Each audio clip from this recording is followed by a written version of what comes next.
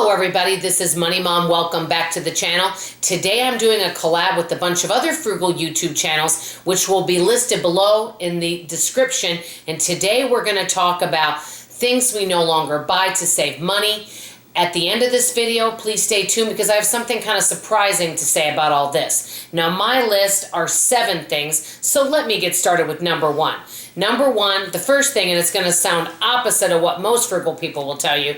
Number 1, the first thing that I don't spend a lot of money on that I used to is sale items. I used to buy things just because it was on clearance, thrift store, coupon, or sale items. But what I found out is I ended up bringing things home and then they got stuck away and out of sight, out of mind. And so I didn't end up using a lot of the things. And so I would have things that I would just have an abundance of stuff that I would maybe find out about either years later, months later, doesn't matter. But I was buying too many things just because it was on sale, which isn't a good use for money. Number 2, one of the things that I'm going to be doing without for a while is I'm not going to renew any of my magazine subscriptions. The reason why is I want to see if I'll miss it. I do enjoy reading magazines, but right now I can get them through the library. So I'm going to test that one and see, and I'll be back with you guys to let you know what I decide permanently on that. The beauty of budgeting is you don't have to cut out everything forever. You could always try something, and then if you really miss it, you could reintroduce it back into the budget. Number 3, many auto ships and subscription services. I used to have a lot of different subscription services to whether it was health and wellness companies, snack companies, and I would get a lot of them, and I enjoyed many of them, but it just got to be too much and it added up quick. So I basically cut out most of my subscription services except for a filter for our air conditioning system, and it's because it's hard to find that size.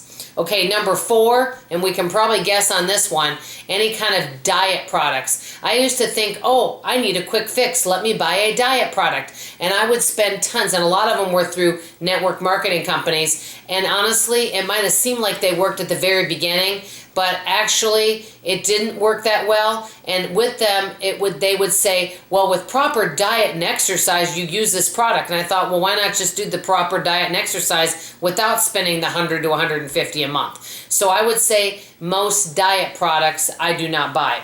Number 5, right now at this time, because I'm using YouTube, wonderful, fabulous YouTube, I am not doing a gym membership because they stopped many of the classes, which is one of the reasons I went, and some of my friends' schedules changed, so it just didn't work out. So right now, I am primarily at this moment doing exercising from videos from YouTube, and I'm enjoying that quite well. Number 6, and this one may surprise many of you, most books, unless they're a keepsake. I told you guys I've been using the library a lot and I'm really enjoying it, and I get to read a lot of fabulous books. And so if I really love a book and I think I may want to read it again, I may purchase it for later, like the book Atomic Habits. But most books is just a one-time read. Okay, number 7, and I kind of mentioned this at the beginning, network marketing companies. Nothing wrong with that, but it was just not a good use of my money, and I didn't feel I was getting great value from many of the products that I got from those companies.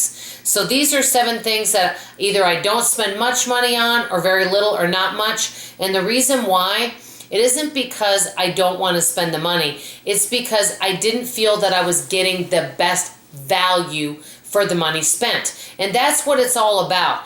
To me, and this is just my personal opinion, and this is why we call it personal finance, if somebody is spending money, for example, on Book of the Month Club or vitamins, and they are loving what they're spending their money on and they get great value from that, that's all that matters. When I start to look at many of these items, I didn't really feel like I was getting the best value.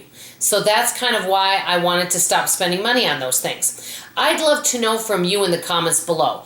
Please share with me some things you no longer spend money on because you weren't getting the value that you thought you would like to have. I'd like to hear from you in the comments below. And please do me a favor and go ahead and check out some of those other YouTube channels that I mentioned below in the comments. That way you can see what they're not spending money on. It's always wonderful to learn from each other. That's all for now. This is Money Mom signing off, and as always, I love you. Bye-bye.